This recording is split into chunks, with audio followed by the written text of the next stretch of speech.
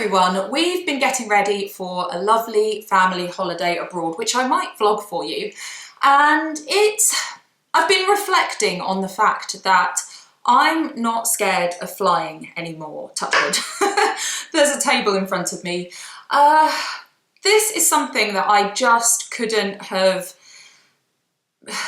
it's wild to me because I have struggled with being really fearful of flying, like really significantly scared of flying for such a long time that I just couldn't imagine it was something that would not be in my life anymore. And the last couple of times that I've flown, I've been fine. Like, it was either the last time we went away or the time before that my husband turned around and went, "You're fine." And I was like, I know, this is crazy.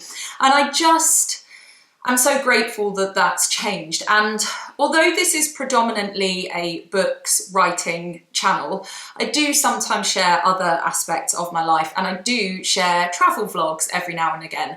I don't think I've ever mentioned on those that I was scared of flying, and I felt that it was important to share the things that have made a difference to me, because it has had an impact on my life, and I've gone through multiple different ways of tackling this, and it's not one thing. There's lots of things that have contributed to me now feeling much more relaxed about flying. And if any of these things that I talk about make a difference for you, it might be something you haven't thought about, you haven't tried, then amazing. If you're an anxious flyer or you're really, really fearful like me, then I just hope this helps.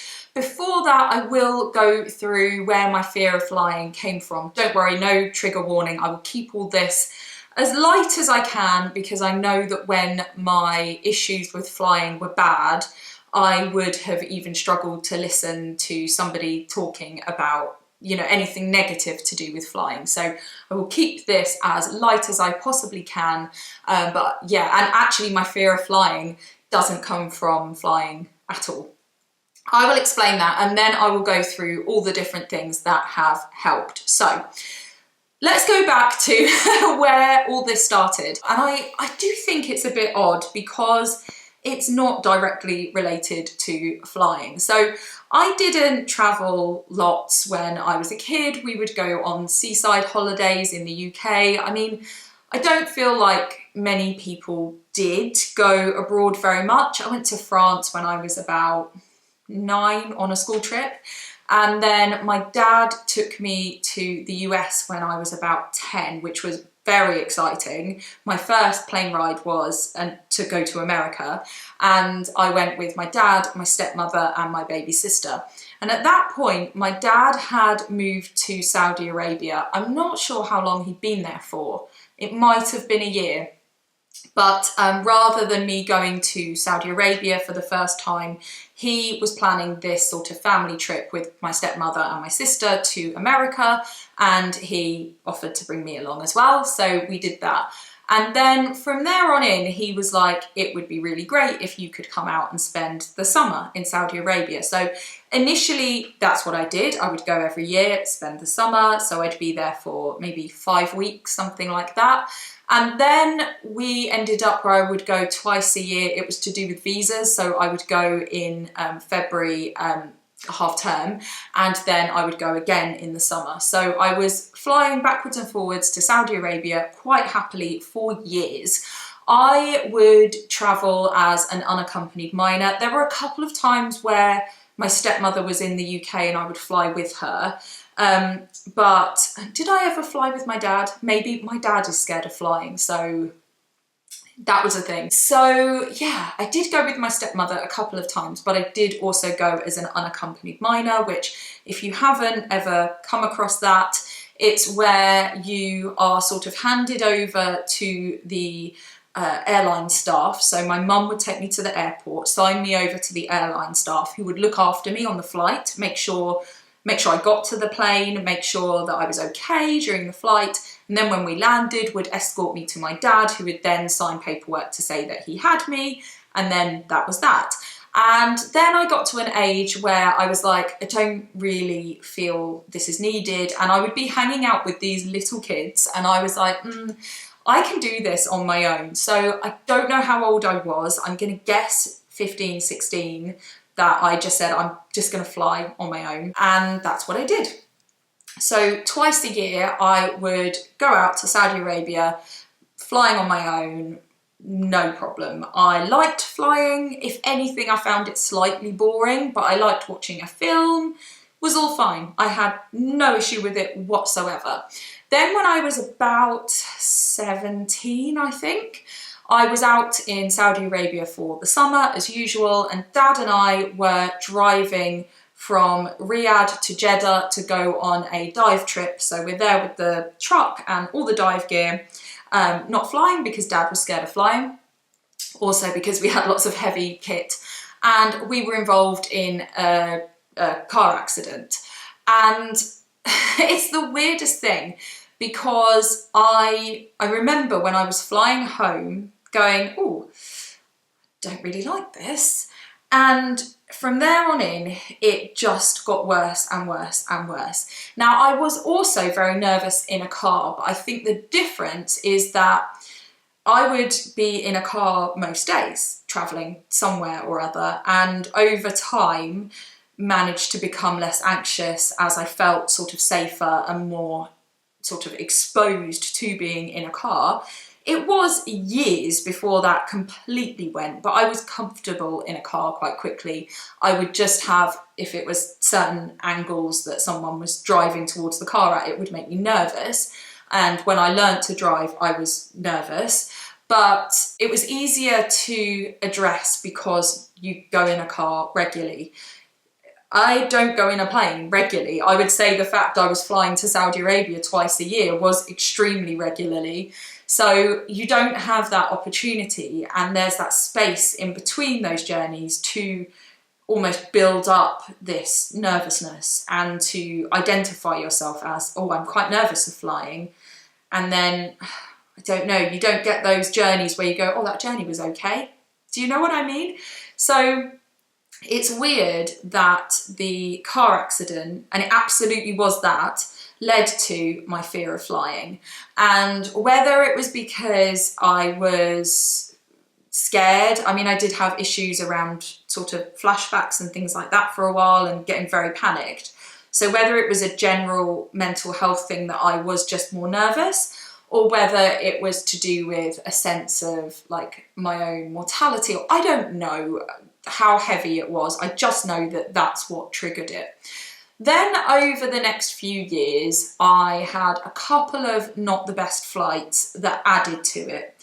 And ultimately, I ended up at a point where I found flying so awful, I eventually just said, I can't do it anymore. And it wasn't necessarily the fact the flight itself was scary. It was the anxiety before and after. So if we were going away somewhere, I would have a week or two of nightmares. Every time I thought about it, panicking. I would struggle to be involved in booking the holiday or thinking about it in any way. I just really struggled with that whole concept of travel by plane. And then while we were away, I would be panicking about the flight back. And it was just really difficult. There was no point in going away if I was actually going to spend weeks feeling anxious, and I really couldn't manage it, and it was getting worse and worse. And if the flight out somewhere was not the best, and it didn't even have to be like a bad flight, but just a slightly, there was stuff around it that wasn't ideal, then that would sort of fuel it more. And it was like this thing just snowballed and I couldn't rein it in. And when it was at its very, very worst, I couldn't watch anything on TV that had a plane on it. I would just, no, can we fast forward it? Certainly not if there was anything negative around a plane, but even just people flying by plane, I'd be like, I don't want to be around this. If a plane flew overhead, and like, I'm not that far from London and we travel to London a lot, it's not unusual to have planes going. If they're quite low, I'm all right if they're high up. If they were quite low, I would be really struggling. That's how bad my fear of flying was. And I really like to travel. That's why I share my travel vlogs. I enjoy it. I like to look back on it. The children like to watch them. My children, not just the children. So I love exploring, and prior to my fear of flying, had felt so grateful. I got to go to Saudi Arabia. Hardly anyone ever gets to go there and see this incredible country, scuba dive in the Red Sea and the Gulf of Arabia, and just see like a completely different culture to my own. And I loved that. And that's something that I felt like when I was really afraid and I got to a point of saying, that's it, I'm not getting on a plane anymore, I felt like the world just closed in, and like if I ever want to see anything, I will have to go by boat or by bus or something. And then that makes certain parts of the world just so unlikely that you'll ever get to go there or ever see it. And if you're not scared of flying, it's a possibility to you one day. So if you are watching something on TV, let's say about New Zealand or something like that, you have some concept of, oh, I'd like to see that one day. But when you're scared of flying, it's, I will never see that. I can't do that. The idea of going there is horrifying. I wish I could, you know, and it's not, compared to other fears that you might be exposed to more regularly, I guess it's not that bad. But for me, I just felt like my desire to see the world just was gone. And I felt like it limited opportunities. I felt like it was just really difficult. And so I started to try and find things to make it better, because I didn't want to not travel.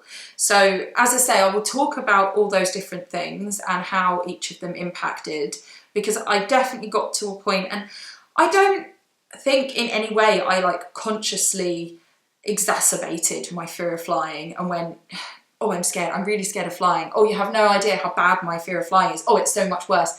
If you see what I mean, it was just that experiences and would just sort of mount up. And I mean, I guess, I don't know whether the September the 11th thing was before or after. I don't know the timeline there, but I don't know whether there was a lot of, I wouldn't be surprised if all of the stuff around all the rules in airports changing, the sort of having everything checked and sort of quite a lot of anxiety around security in airports. I know that when my husband and I went on our honeymoon, there had just been something, and we were only allowed to take, you couldn't have a car key. It was a passport and some money, I think, was all you could have in a clear thing. And everything else had to go in the hold, and there were all these massive queues. So I don't know whether some of that added to it as well, because in terms of like a global view, there was stuff going on with air travel that, you know, I guess may have added to that anxiety. Anyway, let's talk about the things that made it better. I'm going to start off, I'm not entirely sure of the exact order that I did things, so I could be wrong here, but I'm going to talk about some things that were free, some things that were not free, sort of different options. And as I say, if any of this is helpful, then that's wonderful. So the first thing I'm going to talk about is hypnosis. Hypnotherapy specifically. This one for me had quite a big impact. I will explain why. So a friend of mine who knew that I was very scared of flying suggested that he had a friend who was a hypnotherapist, and he kept suggesting, you should try it. It was very expensive, and I didn't have the means really at the time. It was like a real luxury. But because I'd got to that point, at that stage, I was refusing to fly at all. I was like, well, maybe it's worth trying, because perhaps that will mean that in the future we could go on holidays abroad, and that would be really nice, because I think actually our honeymoon might have been the last one I went on, maybe for a couple of years. Anyway, I forget exactly how much I paid for hypnotherapy, but I would view it as quite expensive. So anyway, I booked a session, went along, and it was fascinating. I find things like that difficult. I know it's to do with suggestibility of the mind, but there's always a part of me that is like, is it not a bit woo-woo? It's my dog snoring, if you heard her. And I was like, quite skeptical, but I really wanted to fix this.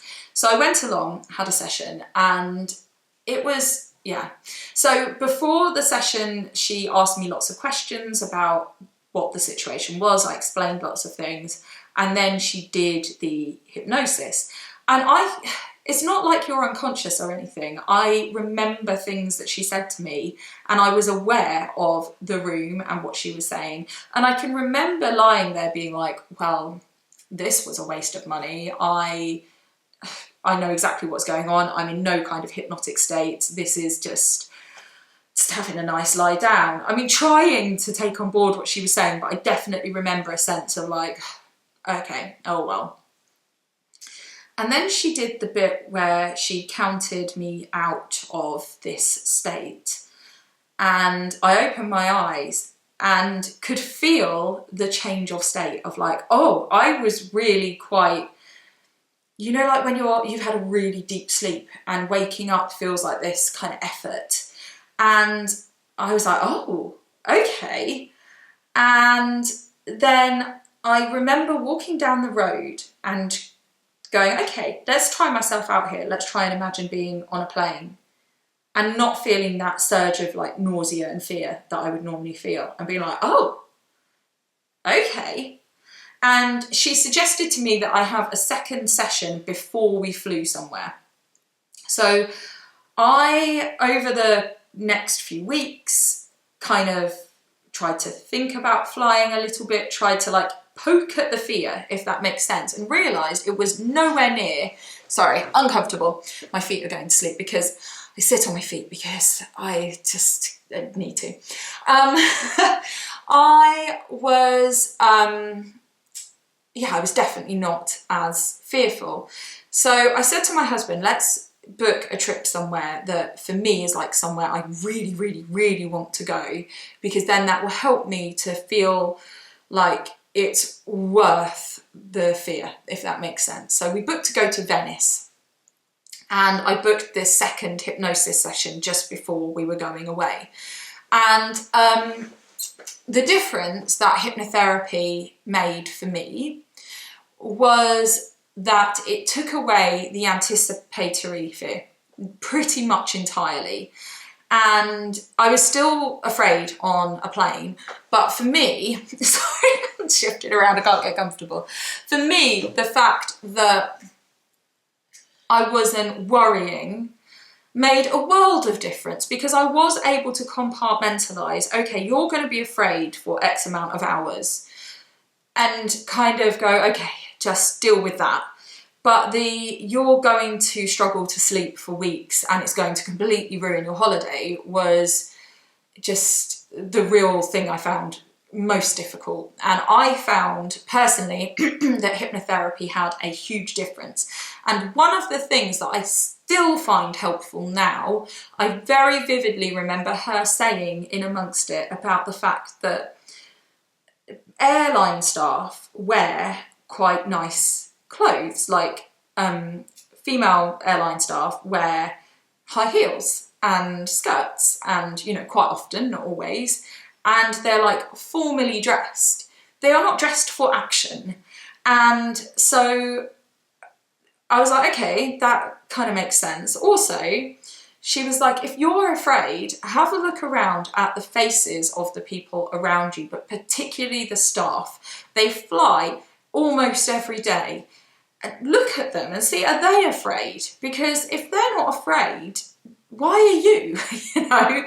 And I do still, if I start to feel a flutter of nervousness, I'll look at the airline staff who are like laughing or having a conversation, and I'm like, it's okay. I remember once being on a plane and descending, and I was sat in front of the air steward, and I remember looking at her like this, just being really intense, and she was like, but because I just needed to focus on her face and have in my mind, she's so calm, it's okay, you're fine, look at her, she's completely relaxed. And I did find that the idea that, as I say, they're not dressed for like a dangerous adventure thing. They're dressed for work, and they are chill, and they do this all the time. And the other passengers around you are completely chill. Why are you shaking and crying when everybody's just watching films and having a nice time? So that helped me to kind of say to myself, have some self-talk around, you know, come on, you're having an extreme reaction, you know. So hypnotherapy as my first thing was effective in the fear outside of the flight itself, and useful within the flight itself, but was expensive. So if it's within your means to try, personally, I found it helpful. Obviously, it may not work for everyone, but personally, hypnotherapy was a really big help. Right, the next thing that I did, and I don't remember where in the timeline that this fitted in. So as I say, these aren't necessarily in a chronological order or a helpfulness order, but one of the things I did was an online course designed for nervous flyers. The one I did was free. It was years ago, so there is no way I can find it and link it. I remember nothing that would help me to find it, but have a look. I've had a Google, there are some courses paid for and free for nervous flyers. The one that I did, I remember there was a part of it where they explained some of the things around how a plane is safe, and some of the like noises you might hear, and some of the things you can expect at certain times and what they mean. And that knowledge was really helpful. I'm going to lump that course in with, I did do a little bit of reading. Reading was sometimes difficult for me because it would be triggering, but certain things I might look up what it was. And also, my husband is quite knowledgeable about planes. His dad was in the US Air Force, so my husband was around planes when he was younger. And so if we were on a plane and I was like, what was that? He could go, oh, that's just the landing gear, or that's just... And being able to understand what was going on, being able to ask questions or do reading and go, oh, okay, I don't need to be afraid of that, because actually the way that it works is that kind of thing was really useful. So see if there are some online tools, or if you can improve your knowledge, being careful of what it is that you're reading, because it can obviously create a nervousness in you. So, but for me, I remember doing this little course that I sat and did and clicked through and read things, and that it really, really helped. Of course, there are also online courses where they look at things like tools for anxiety and those kinds of things. So there are lots of online resources, and it's worth using them. So yeah, I did a thing and it helped, and also sort of these conversations over the years where I asked questions were good. So increasing your knowledge about flight. That's my second one. Okay, the next one is Rescue Remedy. Not sponsoring this video at all. So Rescue Remedy, if you haven't come across it, is like a little tiny bottle of flower extract, and it comes with a dropper, and you can either put drops into a bottle of water or you can drop them directly onto your tongue.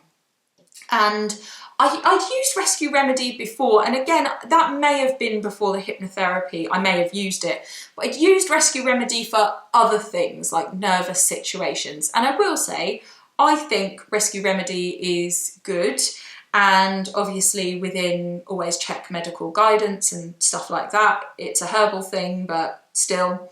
I do find I can feel the effects of Rescue Remedy, and whether you have it in water, so you're taking it in quite slowly, or if you want to put it directly on your tongue. For me, I felt like I still had the physical manifestations of my fear, like my heart would still race, I would still be like shaky, but I felt like my mind was calmer, if that makes any sense. Rescue Remedy was not strong enough to deal with my fear at its worst, but when my fear was slight, or if I was nervous around the flying, it helped.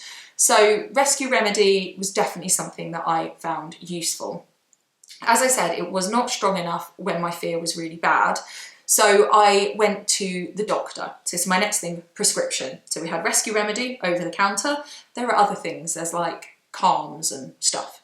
But now we're going prescription. So I went to the GP and said, I'm scared of flying, I would like to fly, I find this affects me. And the doctor prescribed me anti-anxiety medication to take when I was flying, and gave me a certain dosage and said you can take extra if you're feeling really scared up to a certain point. The only issue around that was its impact on driving. So if I was flying, with friends or something like that, and I couldn't be driven home, then that would have an impact.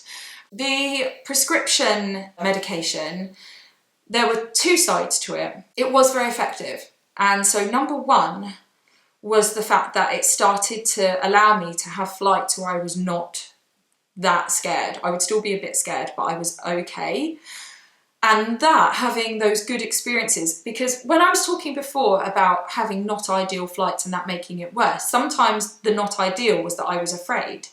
And then you're scared that you're going to be scared, and then you're more scared that you're going to be scared, and that gets worse. But the fact that I didn't need to be scared that I was going to be scared, because I wasn't going to be scared, because I could take medication that would stop me from being scared. And it wasn't that I was unwilling to get on the plane, it was that I was frightened of how scared I would get and how unpleasant an experience that was, if that makes sense. So knowing that I could take a lot of that physical and mental sensation away meant that I knew I could have a flight that was all right. And so I had the hypnotherapy that was tackling the anticipation, and then the medication that was tackling the flight itself. But I also found that having the pills meant I didn't necessarily have to take them, because knowing they were there, knowing that if I was really frightened, I didn't just have to tolerate it, helped me to feel more confident and stronger about it and be like, no, I'm okay actually. And knowing they were there also helped a bit with that anticipation. So I did get to a point where the pills would just be in my bag, and I would always have them, and I would have some Rescue Remedy with me, and so I could, use what felt appropriate, but actually I didn't use either. So that made a really big difference. Now, the last couple of things that I wanted to talk about are more around behaviours that help. So the first of these is other people's behaviour. And for me, this really made a difference. My mum is quite a nervous flyer. I know you might think I've said my mum and dad are both scared of flying, so ergo scared of flying, but that very much wasn't the case. I liked flying. My mum was the person who kind of put me onto this, and it's very helpful. If you are going to be flying somewhere and you have quite a nervous reaction, genuinely, on planes I have cried, I have been shaking, I have been babbling, panicked, I have screamed. I don't know if I come across as quite a calm person. I feel like I often am, but not on a plane. So obviously, if you are sat next to somebody and you are crying and shaking, it is only human for the person you are with, especially if they know you, for them to ask if you're okay, put their arm around you, ask if they can do anything, be very concerned. I've even had that with people I don't know. I've had people who try do you want to hold my hand? So the best thing to do is, before you fly, or if you're sat next to somebody, have a conversation and say, okay, I am quite scared of flying. I am fine, I am dealing with this.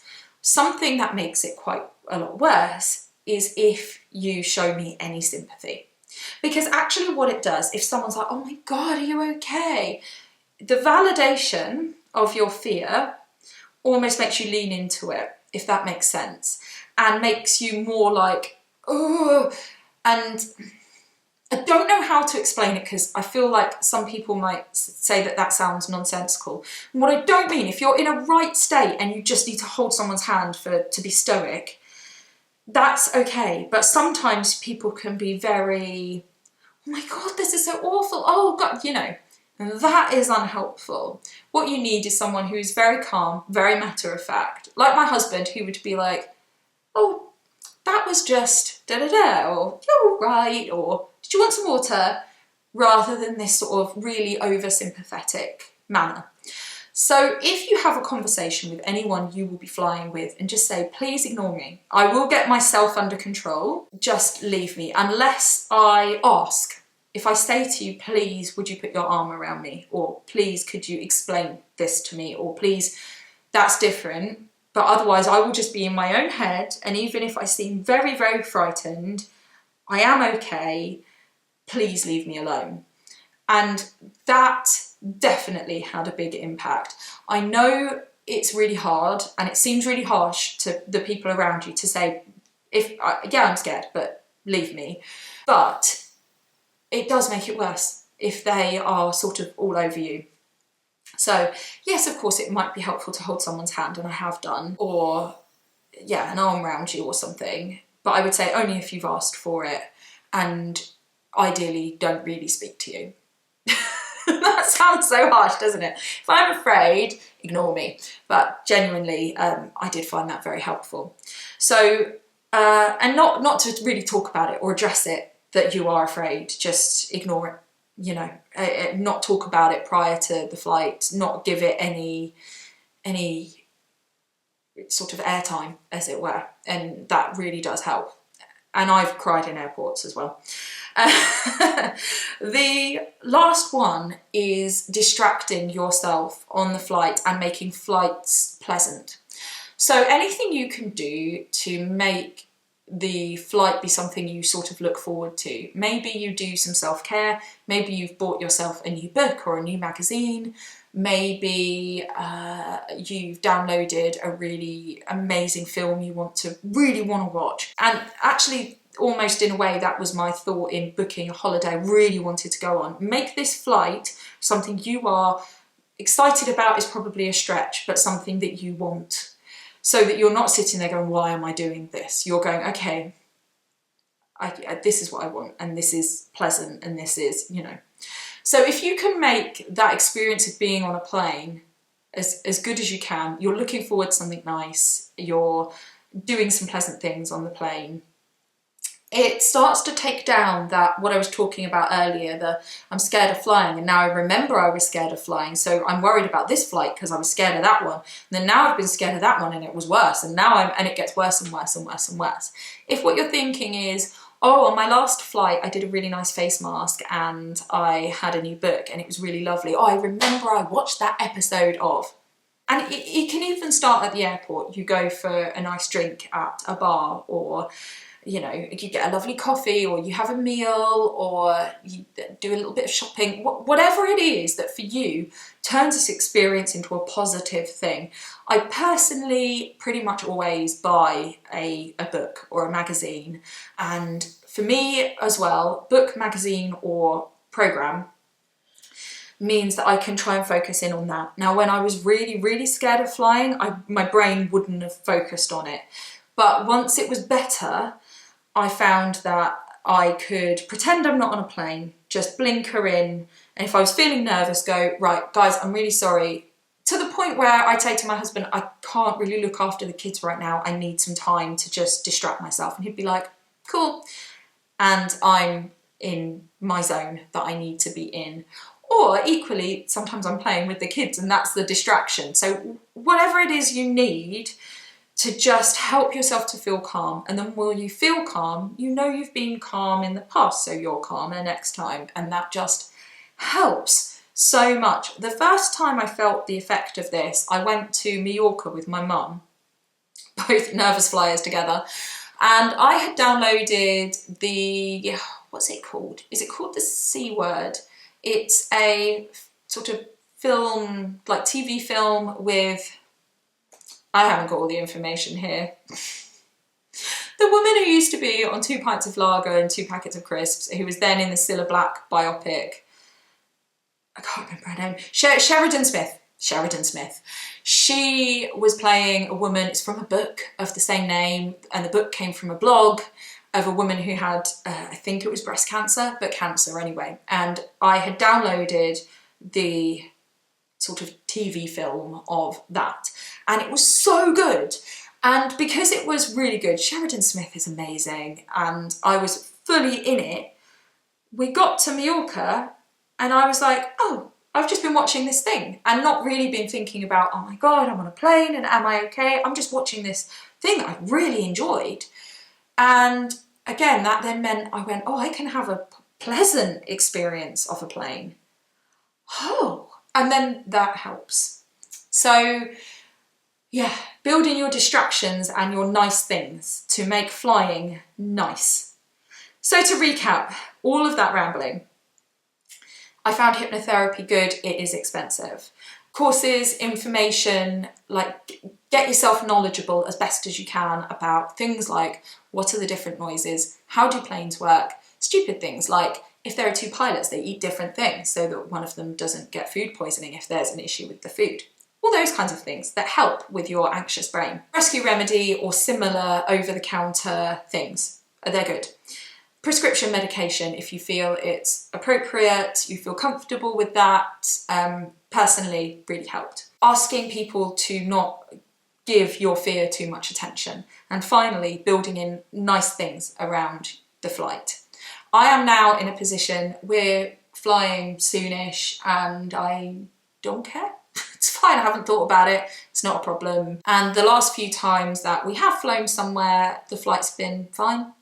And I haven't been afraid, and it's been, other than the odd moment around, say, takeoff or landing, which I feel is a normal level of fear, not the, a plane is flying over me while I am safe in my garden and I feel sick. Like, that was stupid. Not stupid, stupid's the wrong word. It was an inappropriate response to the thing that was happening, because it's not stupid. None of this is stupid. It was just an unfortunate cycle of mental health, anxiety stuff that got to a point where it made me sad that I wasn't going to be able to travel, and I genuinely thought that would be the case, that was it. Then I wouldn't be able to go on a plane ever again. The point I'm at now, I've always wanted to go to Lundy Island in the Bristol Channel. And you can get a boat there, but you can also get a helicopter. And they, sometimes if the crossing is bad, you have to have the helicopter. And I was like, the fear of ending up with the helicopter, I'm not doing it. Now, yeah, I'd do it. That is crazy to me. So it takes years, it takes exposure to flying that is difficult because you don't get on a plane every day unless you're some like jet-setting businessman or something. You don't get the experience that allows you to go, actually flying's okay. So it builds and builds and builds, and it is really hard because you only get to address it, you know, maybe once or twice a year or less regularly sometimes. My bit where I didn't fly was a good few years. So depending on your means, how much you travel, this is something that it's hard to address it because you don't do it very much. So, but it is doable, and there are lots of things you can do. If you have any other ideas, pop them in the comments for other people. I hope something I've said here is something you haven't tried and is useful, because fear of flying just really sucks, and I hope it gets better for you. Even with any of the things I've talked about, none of them are an instant. Some of them might have made it a bit better instantly, but it takes years of building up your confidence of, oh, actually flying's okay. Oh, actually I quite enjoyed that. Oh, actually flying, what I wanted was to be like, flying is boring. That to me is the dream, and I think I'm there. Flying is just, takes quite a long time, it's quite annoying. The days of me insisting I would only fly with certain carriers on certain kinds of plane, all those various things, wanting to see the pilot, wanting all this stuff, just doesn't exist for me anymore. So I hope this was helpful. Thank you for watching. I'm sorry it was so long, but I feel like it needed rambling for context. I need to get like some stickers or mugs made that say sorry I'm rambling, because I feel like I say it a lot. Anyway, thank you for watching, and if you are scared of flying, good luck with it. It is fixable eventually. So take care. I'll see you all soon, possibly for a travel vlog. I need to ask my family if they'd like me to vlog. Sometimes they want me to, so if they do, I will. Anyway, thank you so much, and I'll see you all soon. Take care.